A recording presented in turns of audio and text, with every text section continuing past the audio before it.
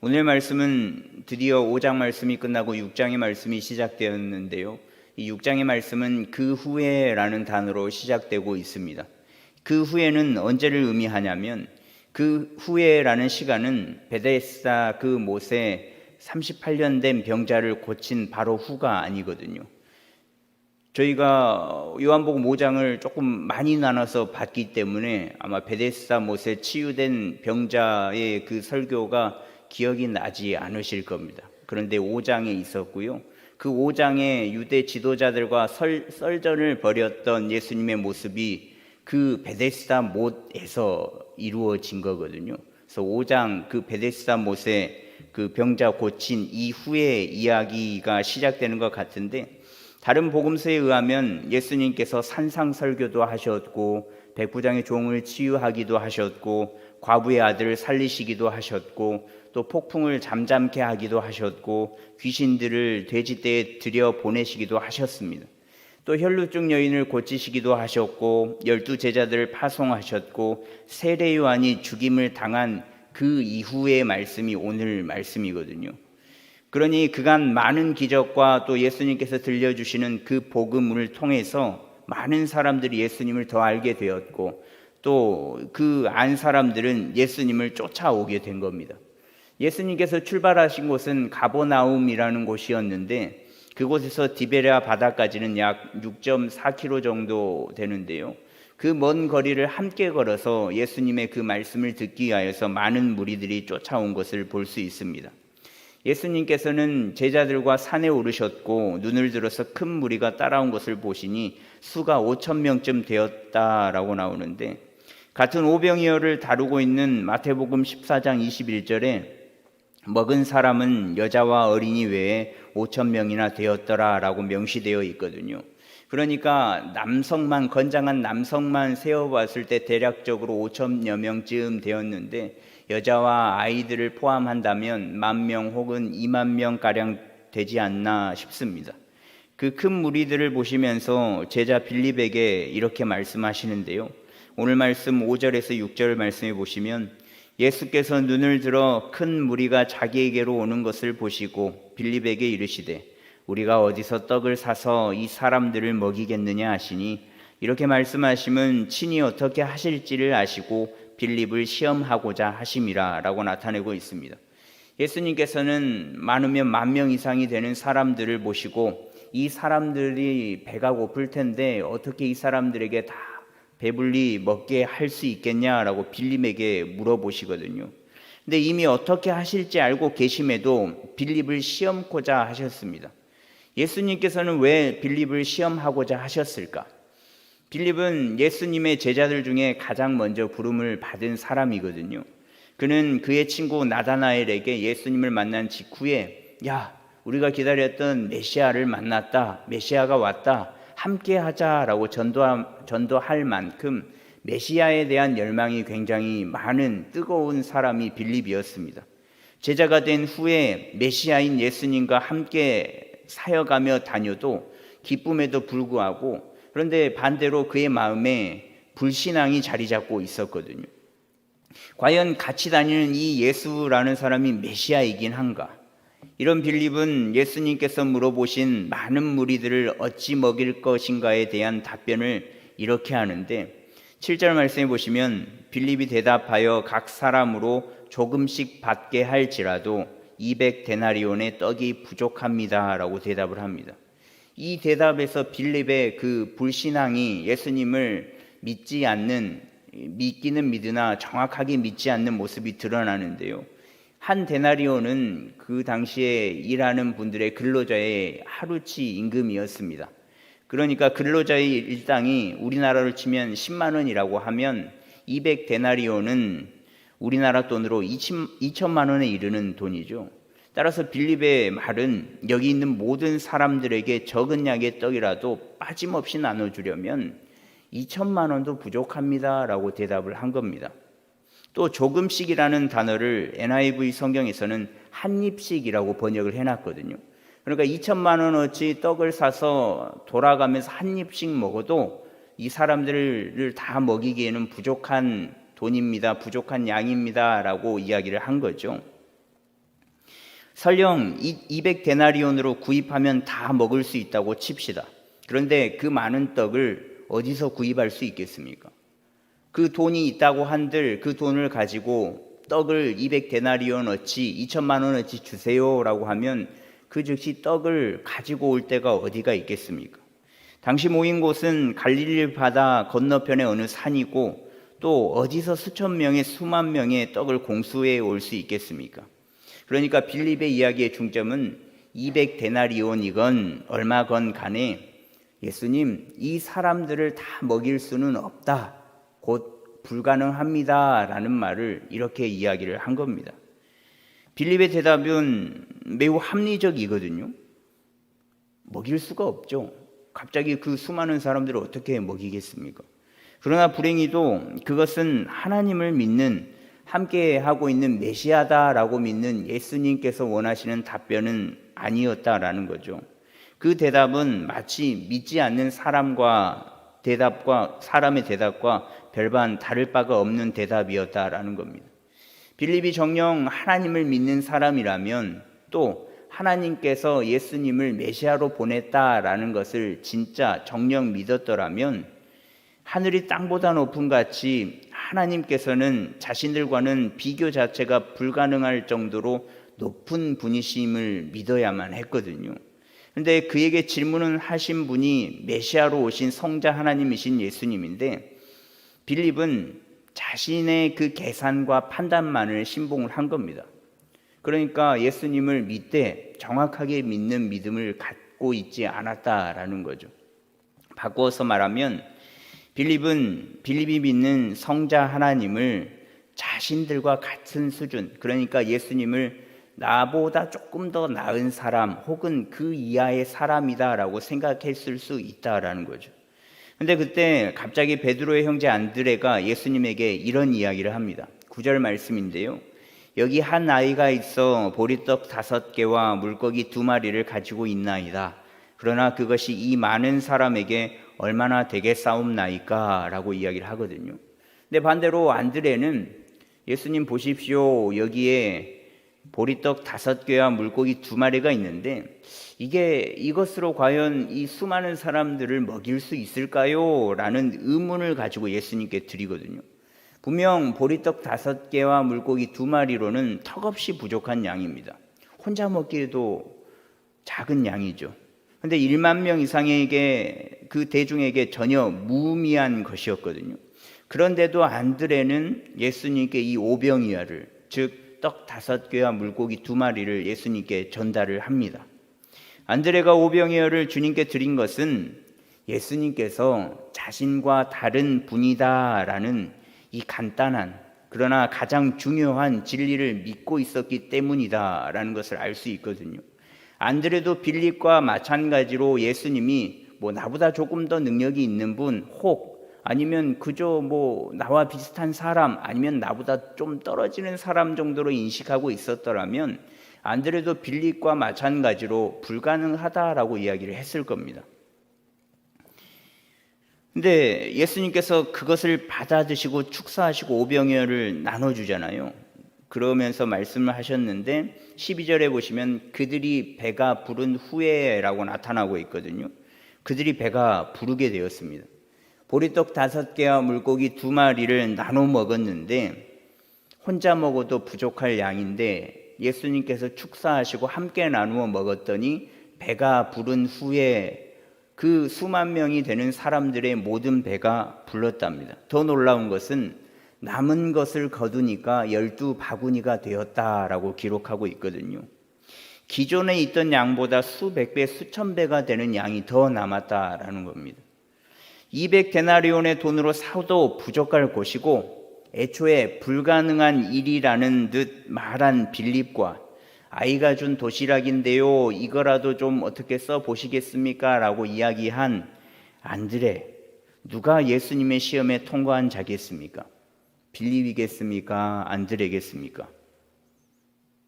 질문을 드린 겁니다. 확률은 50%인데 안드레가 통과했겠죠. 근데 분명 예수님께서는 어떻게 하실지 알고 계셨거든요. 그러나 이들의 믿음을 시험하고자 그들에게 질문을 하신 겁니다. 근데 시험의 결과는 당연한 결과였습니다. 왜냐하면 예수님께서 불가능할 것을 행함으로 행동하셨기 때문에 당연한 결과거든요. 빌립과 안드레는 말 한마디로 자신들의 그 믿음과 신앙을 보여주게 된 겁니다. 말 한마디, 행동 하나, 이것들로 인해서 예수님께서 시험하고자 했던 그 시험의 결과가 판가름이 난 거거든요. 그런데 이 모습을 우리에게 한번 적용을 해 보십시오. 이 모습이 우리에게, 나 자신에게 일어났다면 어떻겠습니까? 여러분들은 어떤 모습을 보이시겠어요? 예수님 좀 더위 먹으셨나? 뭘 시덥잖은 소리를 하고 있어 라고 이야기할 법한 빌립이겠습니까? 아니면 작은 건데요, 이거라도 어떻게 한번 써보실까요? 라고 도시락을 건네는 안드레겠습니까? 근데 하나님께서는 이와 같은 시험을 우리에게도 동일하게 주고 계시거든요. 불가능한 일들, 이루어지지 않는 일들, 천지가 개벽하여도 할 수 없는 일들을 통해서 우리의 믿음을 시시때때로 시험을 하고 계신다라는 거죠. 근데 이럴 때 우리는 어떤 말과 행동으로 하나님 앞에 보이겠습니까? 그리고 또 이 안드레와 같이 시험에 통과한 자의 모습이 구약 성경에도 보면 유명한 사람이 나오는데 그 사람의 이름은 갈렙이거든요. 잘 아실 겁니다. 하나님께서 이스라엘 백성들에게 약속의 땅을 주겠다라고 한 그 약속의 땅에 들어가기 전에 정탐꾼 12를 보내가지고 정탐을 하잖아요. 그리고 40일 정탐을 하고 난 이후에 그 12명의 정탐꾼들은 이야기를 합니다. 10명은 저기는 불가능해. 저기는 워낙 큰 거인 자손들이 있어서 그들이 보기에는 우리 메뚜기 정도밖에 안 돼. 포기하자라고 이야기를 하고 딱 2명만 젖과 꿀이 흐르는 땅이다. 하나님께서 주실 땅이다 라고 이야기를 하거든요. 갈렙이 그래서 민수기 13장에 보면 그 땅을 취하자. 우리가 능히 취할 수 있다. 하나님께서 하신다. 모두가 안 된다, 불가능하다라고 이야기를 할 때 된다라고 이야기를 하거든요. 근데 일반적인 사람이 갈렙을 보면 비정상적으로 보이잖아요. 그러나 하나님을 알고 하나님을 믿는 사람에게는 갈렙의 그 대답이 정상적인 대답이거든요. 어딘가 조금 모자라서 가능하다, 하나님께서 하신다, 우리의 땅이다 라고 이야기를 한 게 아닙니다. 그러면 갈렙은 어떻게 가능하다고 외칠 수 있었냐? 그것은 자신의 눈으로 바라본 게 아니라 하나님의 약속을 믿었기 때문에 가능했다라는 거죠. 자신이 바라본 것으로 생각을 했다면 그도 10명의 정탐꾼이 이야기했던 것처럼 야, 우리 메뚜기밖에 안 돼. 가면 밟혀 죽어. 우리는 못 차지해 라고 이야기를 했을 겁니다. 그러나 하나님께서 그 약속을 주시겠다라고 약속을 하셨고 또 그 땅을 취하리라라고 말씀하신 그 약속을 믿었거든요. 그래서 자신의 눈이 아니라 하나님의 눈으로 그 땅을 바라보았기 때문에 안 된다, 될 수 없다, 절대 안 된다라는 보고가 아니라 된다, 할 수 있다, 가능하다라는 보고를 하게 된 겁니다. 우리의 힘으로는 할 수 있는 게 굉장히 제한적이거든요. 우리의 능력으로는 많은 것들을 할 수가 없습니다. 제 아무리 대단한 의술을 가진 의사라고 할지라도 본인이 큰 병에 걸려서 돌아가신 분도 있고요. 또 큰 병에 걸린다면 또 치료할 수 없는 부분들도 있고요. 또 눈으로 볼 때 안 되는 것들, 또 자연재해, 갑자기 일어나는 큰 불의의 사고, 이런 일들은 다 불가능한 일들이잖아요.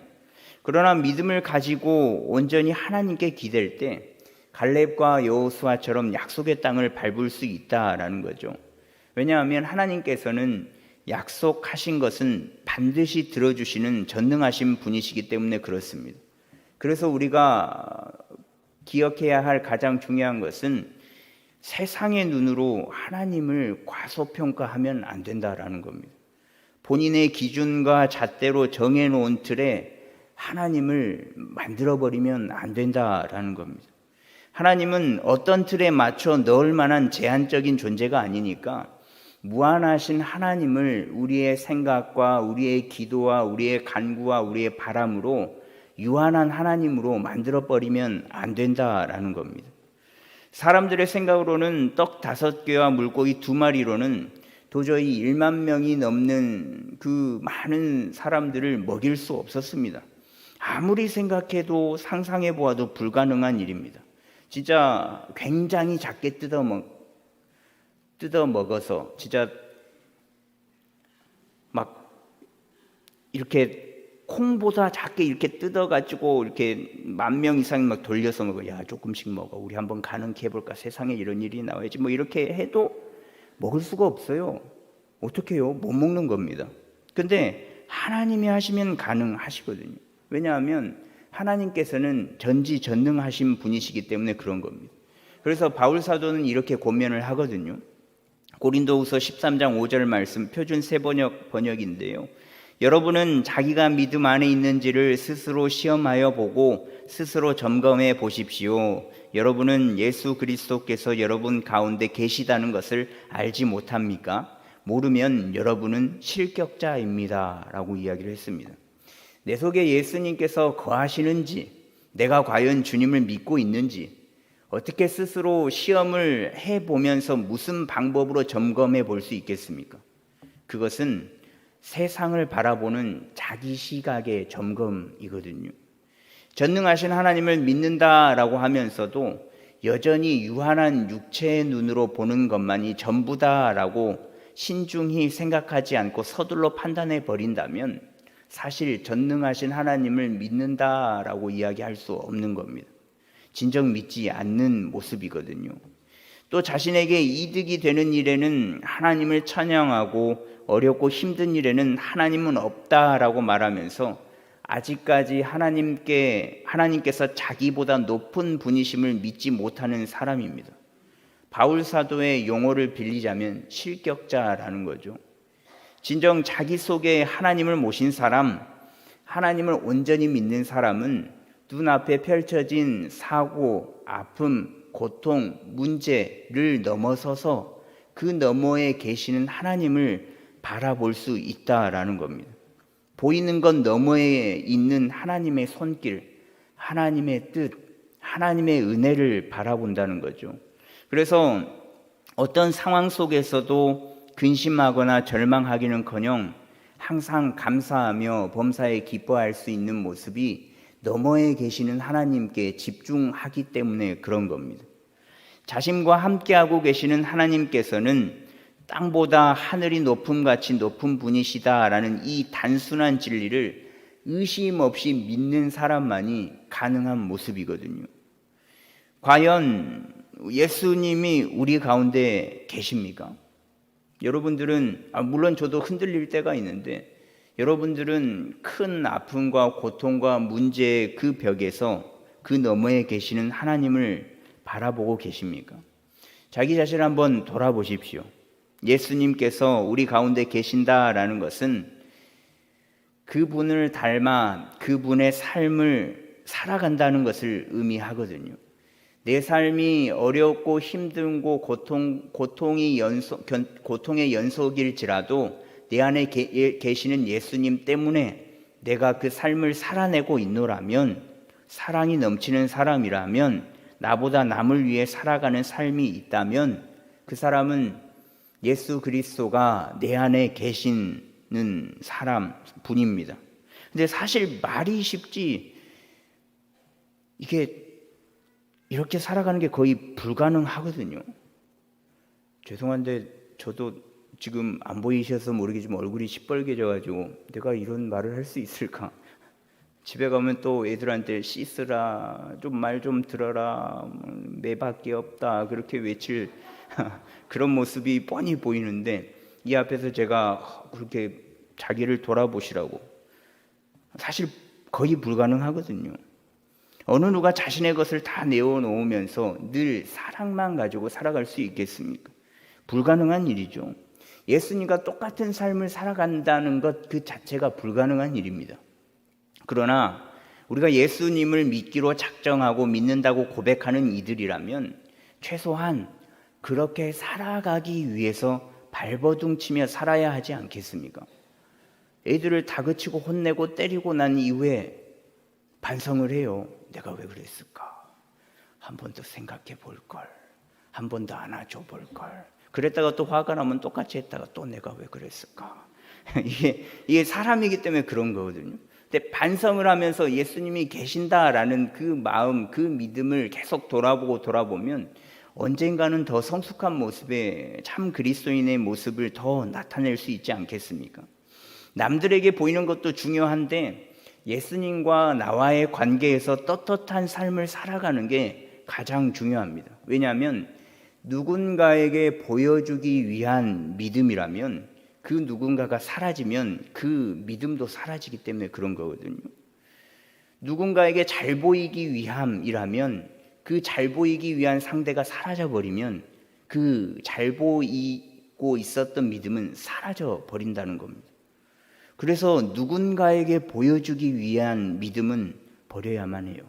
또 누군가에게 인정받기 위한 믿음과 신앙은 버려야만 합니다. 왜냐하면 사라지고 없어질 믿음과 신앙이기 때문에 그렇습니다. 그래서 오직 예수님을 위한 믿음과 신앙생활을 하는 저와 여러분들이 되었으면 좋겠습니다. 그것이 합격자의 믿음이요 합격자의 신앙생활이거든요. 만약 예수님께서 지금 우리에게 시험을 하신다면 우리는 어떤 결과를 낳겠습니까? 우리의 상황과 환경 또 인간적인 나약함으로 인해서 시험에 합격하지 못하고 넘어지고 말까요? 아니면 모든 상황과 환경을 이겨내므로 오직 주님이 원하시는 결과로 합격할 수 있을까요? 여러분들은 어떤 모습이 되고 싶습니까? 아무리 넘어져도 내 안에 함께 하시는 그 예수님 때문에 늘 일어나서 늘 그 시험에 합격하는 당당한 합격자가 저와 여러분이 되었으면 좋겠습니다. 비록 실격자가 됐다라고 하더라도 좌절은 하지 마십시오. 실패하면 주님께서 다독여 주시거든요. 과정이 있기 때문에 결과가 있는 겁니다. 그런 과정까지도 주님께서는 늘 격려해 주시고 힘내라고 응원해 주시고 그때에도 함께해 주시니까 늘 모든 순간을 예수 그리스도의 이름으로 도전하며 합격하는 합격자의 삶이 되는 우리의 삶이 되기를 간절히 소망합니다. 여러분들의 그러한 삶을 통하여서 가정이, 교회가, 일터가 더 나아가서 이 땅 그리고 열방 모든 나라들이 하나님의 나라가 될 것이니 늘 힘써 일하시고 힘써 살아가시는 저와 여러분이 되기를 간절히 소망합니다.